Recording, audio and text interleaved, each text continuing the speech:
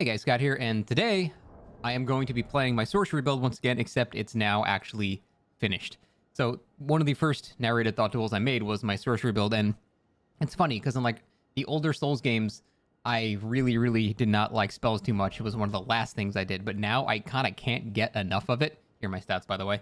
I am very much in love with the spell casting in this game, and this might be my strongest character.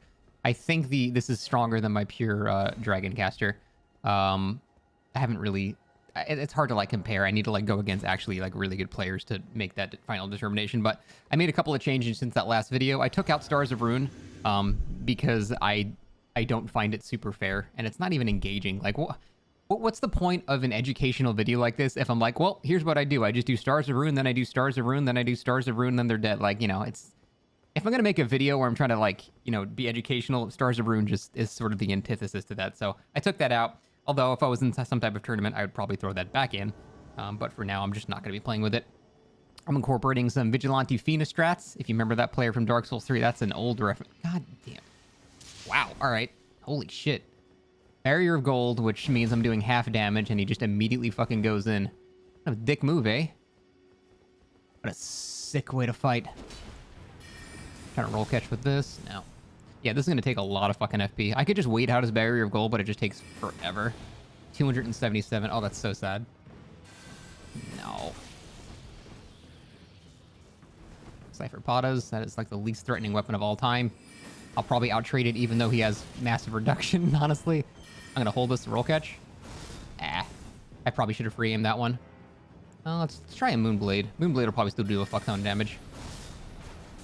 380. Jesus. Barrier of Gold is so good. Whew. There you go. Didn't have to drink a single flask, even with Barrier of Gold. That's why I try to support my own words when I say I don't think you need more than 30 mind. Never mind. Fuck, I have 31 mind. I'm a fraud. God damn it. But yeah, you know, I was able to kill a guy with the best damage reduction spell in the game without refilling a single time. And that's, you just have to know when your spells are going to hit. You just have to be smart with it. Now, there are some spells like, you know, for example, oh, I love Sam. Damn it. There are some spells that, you know, like Stars of Ruin that cost, you know, 38 FP. So I can only cast that, you know, 4 times before I have to drink. But, yeah, you know what? I've already talked about this. I made a video about it. But yeah, I think this is one of the best setups. Again, I would probably have Stars of Ruin on if I wasn't. So if I was really trying to make this as strong as possible, I would use Stars of Ruin. But I actually brought up Comet because the chain casting from Swift Glintstone into Comet is quite fast, as you can tell. It's not like, you know, like the glitch speed or anything, but it is pretty strong, and it catches a lot of people off guard for medium range. I've also determined I don't really need that much poise. Oh, God. Sorry. I don't really need that much poise, honestly, because if I have a like a halberd or something I can't outpoise, I can just pepper them with Swift Glintstone shards out of range. So that's typically what I'm doing to answer for that now. So I just have ditched the veteran's armor, and I'm going for a bit of fashion now. I think he's trying to do the pebble, so I'm waiting for it. Ooh, Twin Spiral's cool. I never actually go against that shit. All right, we have to attack here. Loretta's interesting. Oh, I thought that would reach, honestly. Let's try a Swift Glintstone into Comet. Yeah, that's a pretty good combo. So they see the first Swift Glintstone, and then you Comet afterwards. Whoops, I charged it there. And it comes out like a much faster. Now, I think that is intended. That does seem intended because it plays the same animation, the same starting animation, and Comet is a spell that can be chain casted like this. So that's just an extremely good combo. If they end up saying that's not intentional, I will be really surprised. Because it's not like, you know, the one with like, you know, Beast or Slaying into Magma where there's just no dragon animation and you just do like a weird sorcery sound. This is like it's, you know, the actual intended version of it. But again, if they come out saying that's not okay, I'll obviously stop that. But it seems kind of fine for now.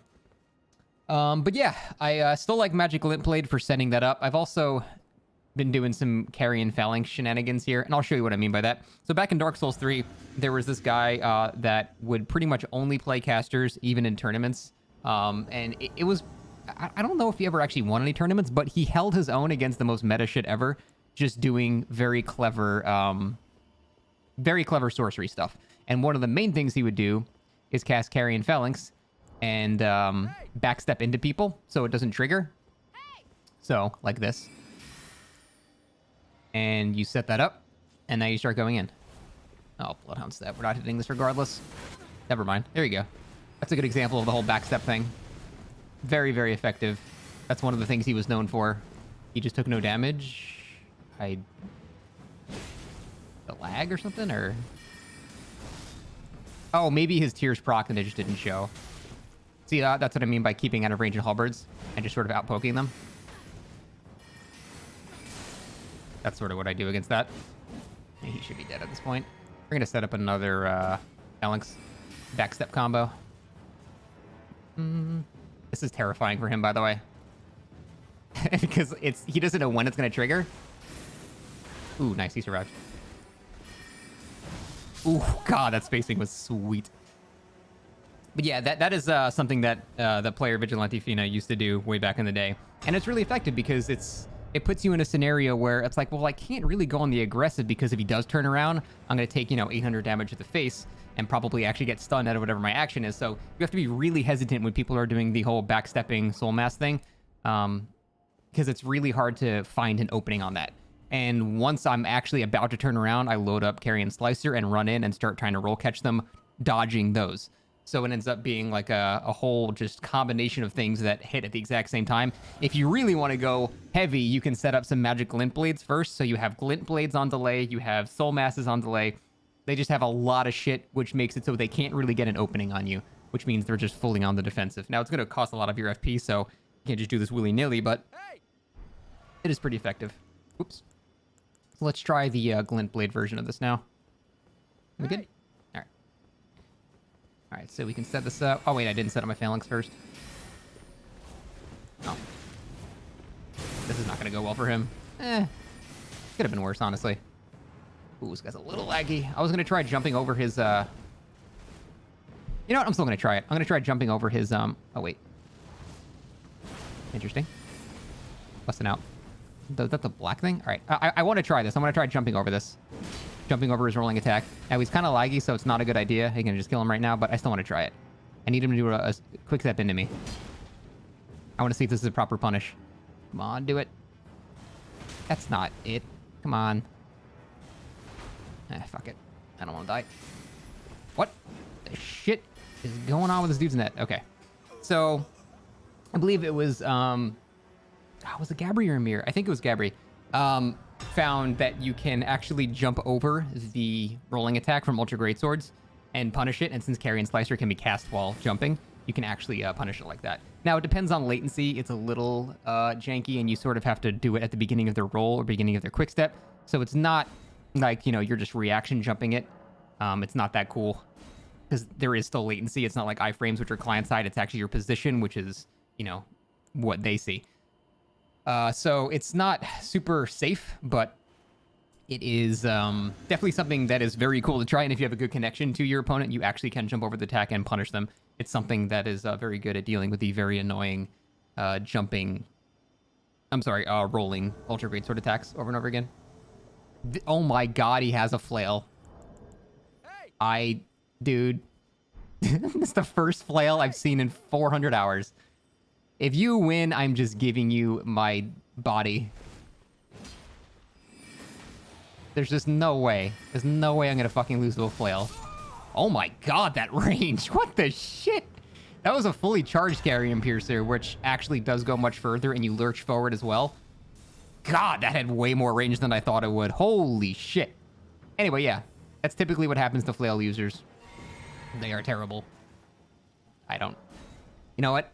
I think he was going for like a Conqueror cosplay from For Honor, maybe? Because if he was, he kind of looked like it. But yeah, flails are just, they're just sort of a joke class in this game, unfortunately. They don't really do anything. Their Ash of War, the spinning chain, is functionally useless in PvP.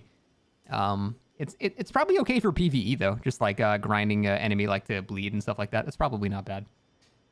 Overall, though, I think out of all the builds I've made so far, this is probably my strongest build. This is my biggest win rate out of any build that I've used. I have 413 sorcery scaling, which is absolutely nuts. It's an insane amount of damage. Not to imply this is unbeatable or anything, but I'm even deliberately nerfing the build by not using Stars of Rune, and it's still doing really well. I like this guy's movement. He's all up in my face. Makes me concerned. He's got Flaming Strike too. Ooh, gamer. Not gonna win that trade. Oh, you're dead. That man just ate in a Duelist Moonblade to the fucking face. So a Duelist Moonblade does projectile damage and soul damage, and the actual soul greatsword damage. So he took damage from the projectile and the sword. Now, something I learned from a very helpful viewer in my chat was that a Duelist Moonblade only hits with the sword if your casting tool is in your left hand.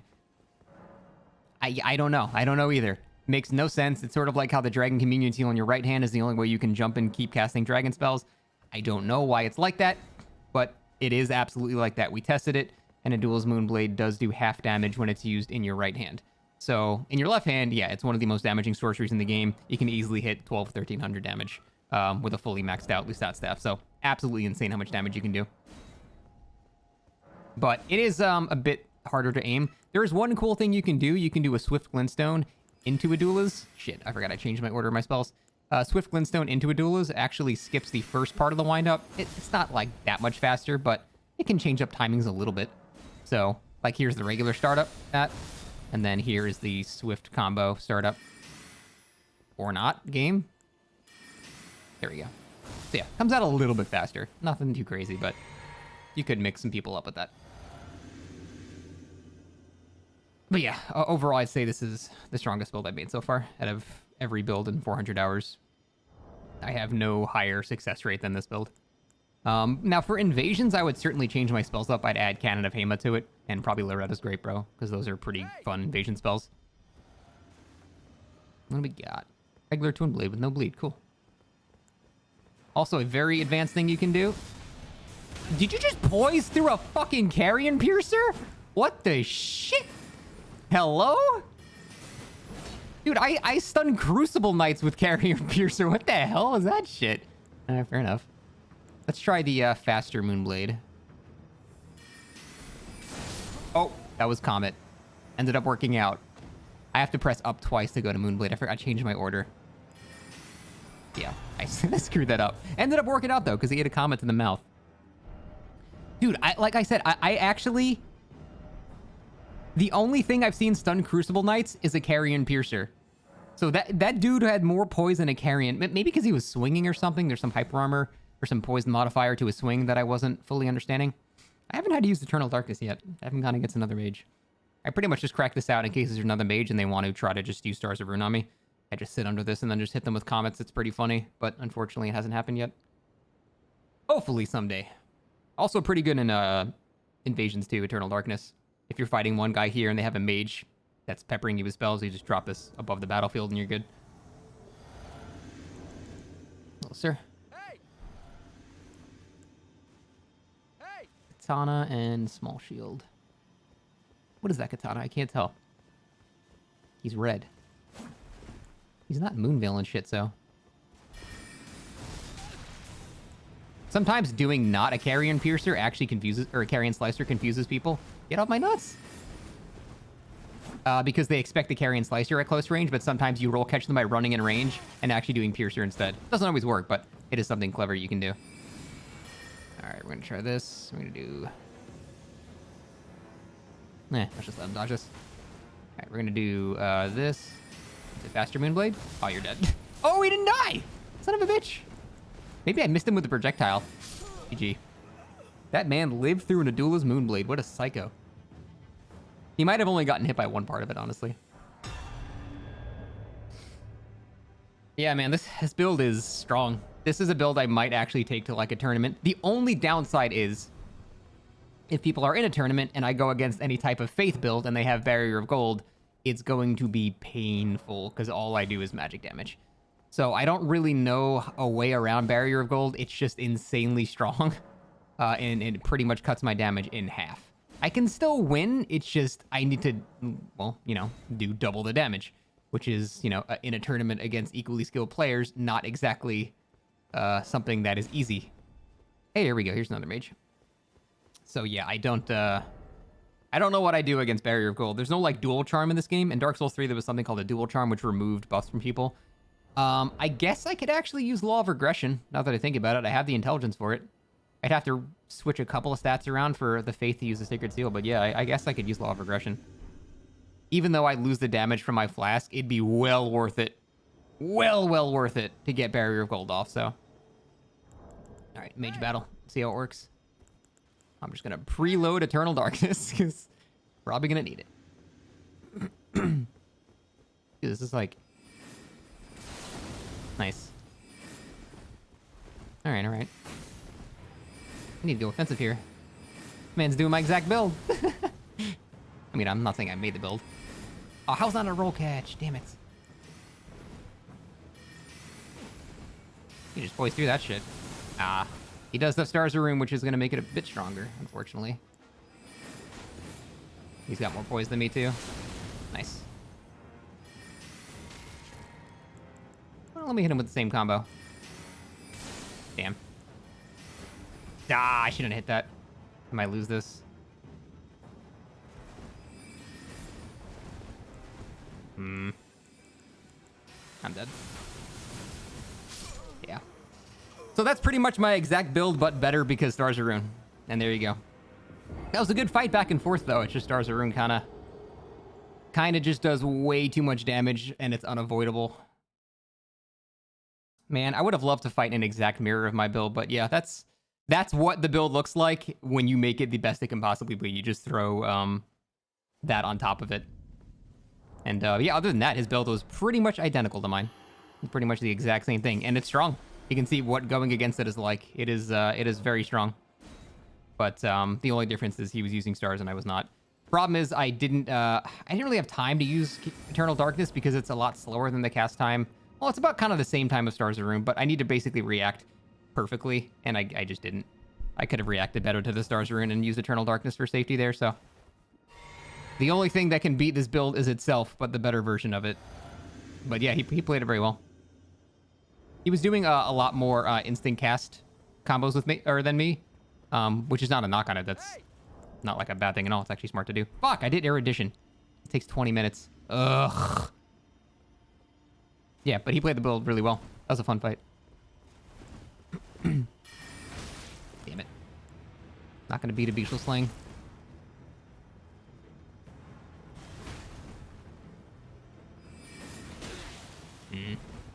Poised through it, unfortunately. Poised through 2 hits. Wow. That's crazy. I'm going to keep Swift Glintstone out because he's going to keep Beetle Slinging me and I need to outtrade him when he does it. Alright. This has made him think twice about Beetle Slinging now, I think, as he Beetle Slings, but I'm just going to keep doing this. This is basically the Sorcery's version of Beetle Sling. Not so fun, is it, huh? That should be a roll catch. GG. Roll catching with Carrion Slicer is pretty much at the beginning of the roll. Right as it starts. If you do that, you'll catch him right at the end of it. It is funny, though. Like, Beetle Sling is probably a tiny bit better than Swift Glintstone Shard because it hits people that are strafing because it's sort of a shotgun hit. However, I believe it does less damage. So, it's sort of like a trade-off. But if we're going to have Beetle Sling Wars, then I need to pretty much just use Swift Glintstone Shard as well.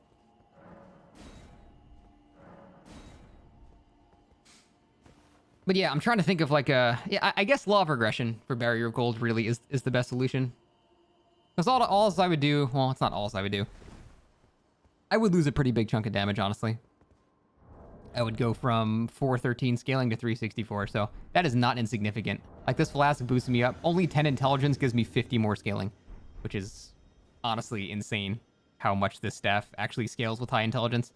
So losing that 10 would be a bit rougher, and I don't really have spare points. I'm not going to drop Mind anymore, so... I would lose a chunk of damage, but I wouldn't lose nearly as much as I would trying to swing into a Barrier of Gold, so it would still be worth it overall. I think that is the answer, putting Law of Regression on. Not sure if this one's going to go through.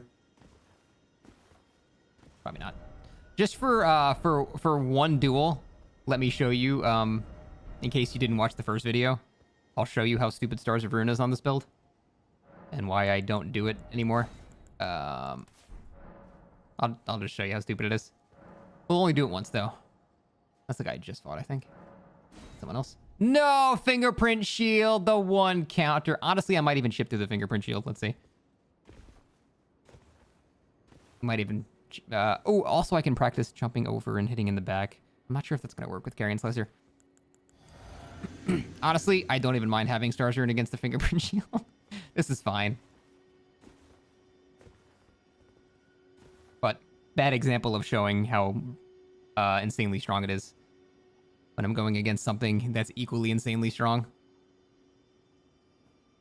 Oh no, that'd be such a shame if the Fingerprint Shield guy didn't get summoned. Oh, drat. Well, what are you gonna do? Tough break sometimes, you know? Kind of like the tree. Sometimes you just get a shit hand, you just don't get to do the thing you want to do, and ugh. It's really just quite a shame. Alright, really though, if we get another failed one in a row, I am gonna cry a little bit. Because as much as I love to not edit these, because I don't want to edit out losses and things like that, I would enjoy to fight somebody eventually. Nope. Didn't work last time. Okay, so yes. Take 2, showing why Stars of Rune is dumb and why I took it off. I think I get, I have 160, so I get 4 Cast of Stars. Should I even lead it with a glimpse? No, I'm just going to straight up open with 4 Stars of Rune. That's going to be my plan. Here we go. Hey! As soon as he gives me the okay to fight, obviously I'm not going to jump him while he's drinking flasks or anything. Yeah, I don't care. I actually don't care about Seppuku with this, honestly. Alright, here we go. Now I just do this a bunch of times. Wow. Oh, nice, he avoided it all. Unfortunately, he lost all of his health and now he's dead. There we go. So, that was pretty miraculous how we dodged all the second one. That is extremely... I don't know. I mean, we had terrible latency. You can see it took literally a full second for damage to register. But you should not be able to roll through the entirety of Stars of Rune. That's usually just an extremely bad latency thing going on there.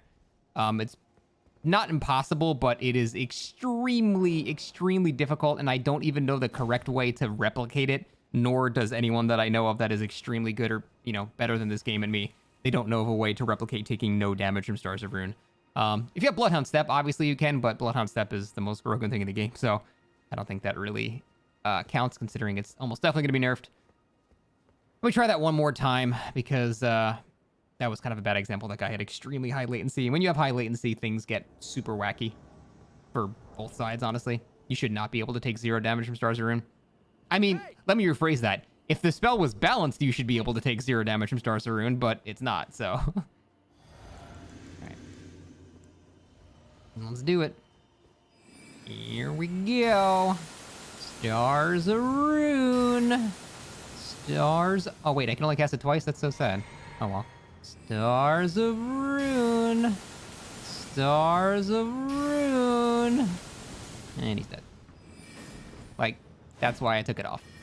Because it is... It's literally just free damage on people, and I just hate that shit. I actually think it's too good to use. So I'm trying to limit myself and not do that. But if it was allowed in tournaments, you bet your ass I'd bring that shit. So, there you go. I'll take it back off now, but... Was that fun? Was that an engaging duel? Did you learn anything from that? Of course not. So, not gonna do that anymore. Let's go back to... let's try something different. You know what? I want to mess with Shattering Crystal. Shattering Crystal actually hits for a shit ton of damage. And it's surprising how fast it comes out. Granted, you need to be pretty much point-blank range.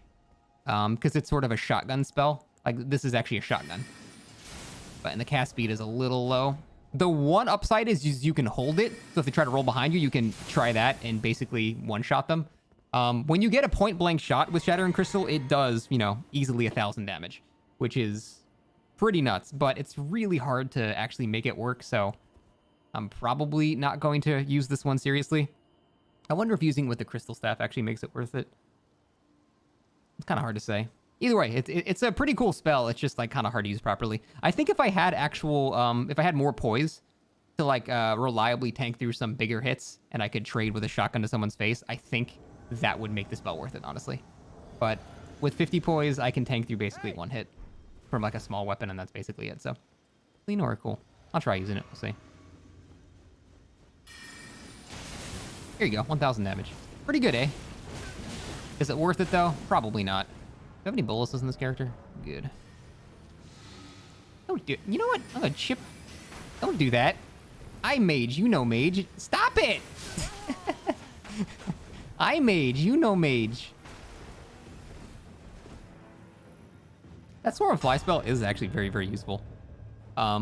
If I were to make my dragon build absolutely perfect, I would add Swarm of Flies to it because it scales with Arcane, and I have an Arcane scaling seal, and it would just do so much bleed. So much so that it would make people, that they would have to respect it, and I could, like, you know, I could reset, which would be pretty, oh my god. Damn it, I wanted to fight that. I love seeing people with wacky faces. But yeah, I think this build is pretty much done. I can't really think of anything else to add to it. I've picked pretty much all the best spells that the best spells that I at least deem fair. Yeah, I don't know what else to really add to it. If you guys have any suggestions, I'm more than happy to hear them, because I'm not going to pretend I know everything in this game, even though I've been playing a mage for probably like 90 hours on this character. To say that I know everything is absolutely incorrect. There's no chance I do. So if you've got any suggestions for a spell that might supplement this in any way, I would certainly love to hear it. I think this guy was a mage too. Did I take off my... Oh shit, I took off... Ugh! I forgot I switched it out for Shattering Crystal. I wanted to try it once. I was going to say having Eternal Darkness against this mage would be a lot better. But it seems like we have yet another fail. If I get one more fail, I'm just calling it. It's been like half an hour anyway, but... It's like 4 fails this episode. Kind of sad. You guys notice on PS5, are you guys disconnecting as much as we are on PC? Because it's been happening like... And it's probably like 1 out of every 4 invasions where we're disconnecting, and it's kind of rough. Oh wait, let me switch my souls back. You know what? Let's throw in a wild card for the last couple fights here. What's a wild card? I'm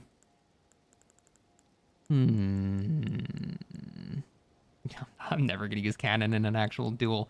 Cannon in invasions is awesome, but in duels, nah. Ambush shard is interesting. You know what? Let's do Meteorites of Astal. No, that's not. Let's do Collapsing Stars. Collapsing Stars is sort of a weird projectile travel time, and it sometimes fucks people up. So you do this, and it kind of shoots out and then goes zoop really fast. So sometimes people are not ready for the drastic increase in cast or projectile speed, and they might screw up their timing. So it's I think it's worth just throwing out there to try. I think it does physical damage, so it's not really buffed by any of the shit that I currently have. But it's an interesting thing to mix up timing sometimes. And I think simple mix-ups are pretty good. There's also a really advanced mix-up where you put on the casting icon if people have gotten your like Harry and Piercers down pat, and you can fuck with even really good players by having bow build. Now, how does this win? Don't I just Swift Glintstone and beat you on every trade? I feel like I just Swift Glintstone and beat you on every trade no matter what. Every time you jump, I just shoot and out-trade you. So, I don't know how you beat this. Yeah, I don't know how you beat this. Yeah, and now we're just going to pressure you. Nice, no panic rolling.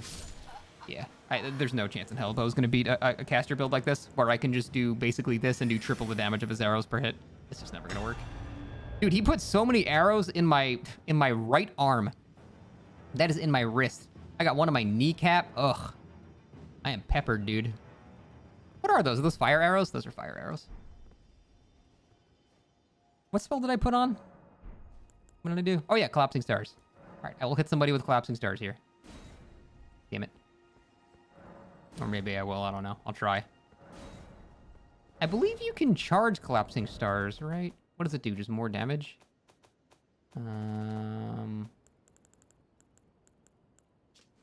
Charging enhances potency, so just more damage. Okay. I'm not sure if it gives it more actual backwards pull, too.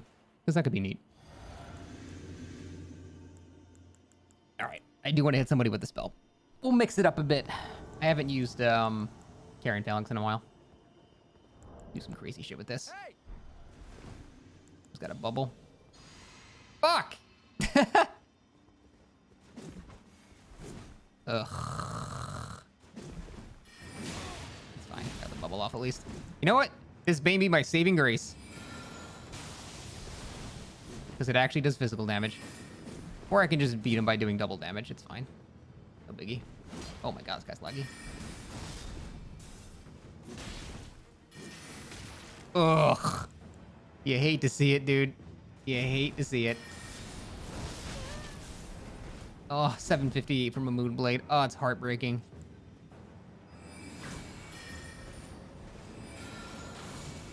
I'm gonna drink after this while he's dodging. Hey, see, we hit him with the collapsing stars.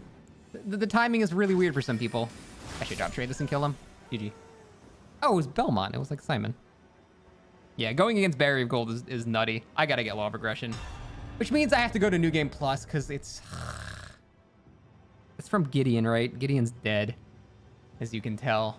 So I can't get it. I'd have to go to New Game Plus just to get one spell. Ugh. All right. Anyway, that's it for me, guys. This is, I think, the final version of my sorcery build, unless you guys have some suggestions to change it up. But that is it. Thank you so much for watching. Appreciate it, and we'll see you next time.